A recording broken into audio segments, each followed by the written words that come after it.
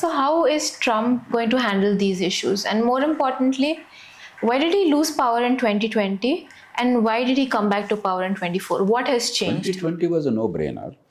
2024 is something on which I think hundreds of books will be written, if already they are not written in the last 1 month or so. And it will be one of the greatest issues to be studied and researched in human history, I'm absolutely certain.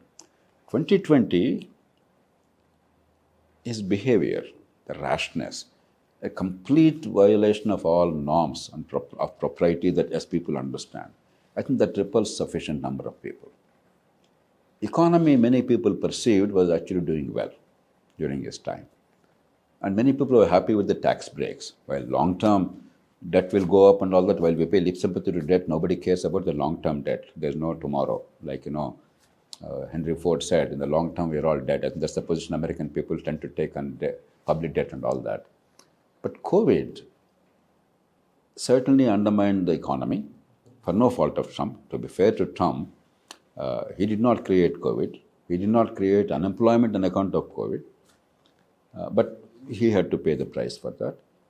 And while he did something remarkable about the vaccine development, for the first time in perhaps in world history, significant amount of money. At the time, if I remember, about $15 billion are committed by the federal government for future vaccines to be developed. Without development, they simply funded them. If the vaccine succeeds, if you then sell it to the federal government, then we will write it off against that. Otherwise, money is lost. That's a huge risk they have taken. And without that risk, vaccines would not have come within 1 year. And he did a great thing. But he did not get enough credit because he was opposed to vaccines half the time. Right. So there's a lot of bungling, that sort of a thing. So given the COVID, etc., that he lost was obvious. Both the democratic deficit people perceived and the COVID management. 2024 is more complex. His victory is authoritative. Across all spectrums of population, his vote percentage has gone up.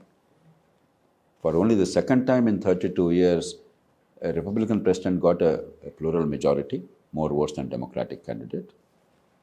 And all the swing states, without exception, 7 swing states, he won comfortably. That means people's mood has changed.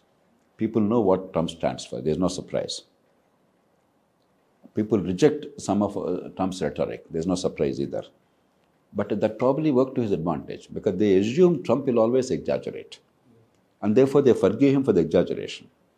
They take him for what they think is real Trump. So he's a marketing genius who somehow imprinted his personality on the people. And he also responded to the people's urges right now. I think a lot will be talked about it. I don't think anybody knows exactly what happened. Many people have theories, but it's remarkable. He's come back. In a democracy, whether you like it or not, you must respect the verdict of the people. There's no point saying it's a bad verdict. Only a bad workman complains against his tools. Only a bad producer complains against the customers. If you produce goods, you must satisfy the customer. So only a bad theoretician or a bad leader complains against the voters. You have to understand the voters. That's what democracy is. So I think it's very interesting. Certainly touched a chord and across the spectrum.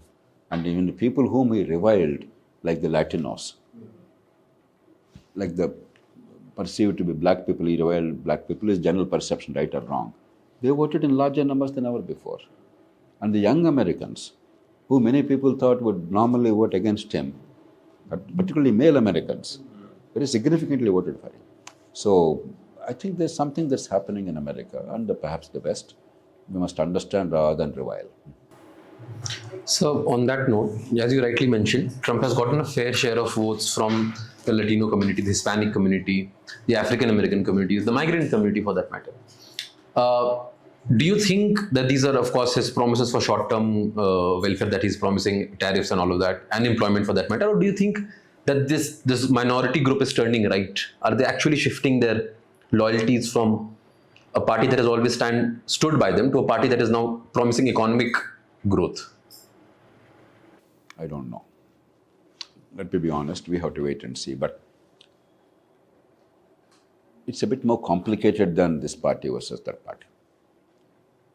Unquestionably, ignoring national boundaries, the geographic boundaries, and pretending that anybody can go anywhere in the world in a world dominated by a nation-state system for 200 years was the wrong thing. I think almost across the spectrum, people reacted to that.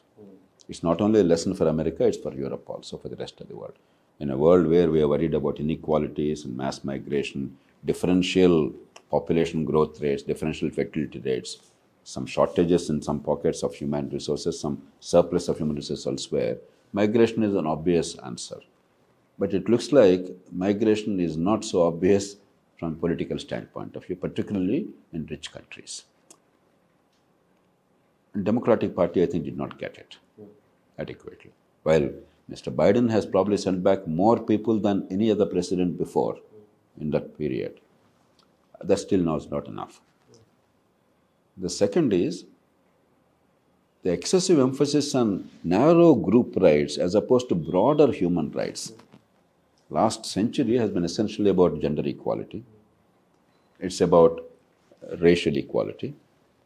It's about promoting the interests of the underdog, education, healthcare for everybody, the Fabian socialism, giving opportunity to everybody. So the broader humanistic goals. Whereas the last 20 years in Democratic Party are dominated by narrow group rights, which are not part of broader human civilization or normal part of broader understanding of what are important for human progress. I think there's a lot of reaction to that too. There's no question about it. And unless we understand what is happening in the psyche of the richer countries, and particularly America, because you like it or not, America still is the dominant force in the world. And if America catches cold, we all have to sneeze. And therefore it has an impact on the rest of the world. I think we do well to understand it very carefully rather than, come up with apoplectic responses. In America or outside, a very thoughtful, very well-considered, evidence-based response. And then trying to persuade people in our country or some other country, once you're a democracy, you have to persuade the people. Even if you are right, it's not enough that you are right. That is Abraham Lincoln's genius. What Lincoln always used to say, public opinion is everything. Without it, nothing will succeed. With it, nothing will fail.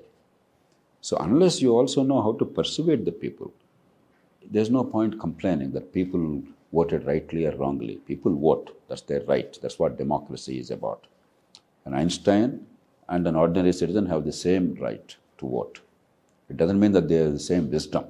But if an Einstein does not convey the wisdom to the ordinary people and persuade them, then there's no point complaining. I think the art of persuasion is missing right now in America. It's very much missing now in India.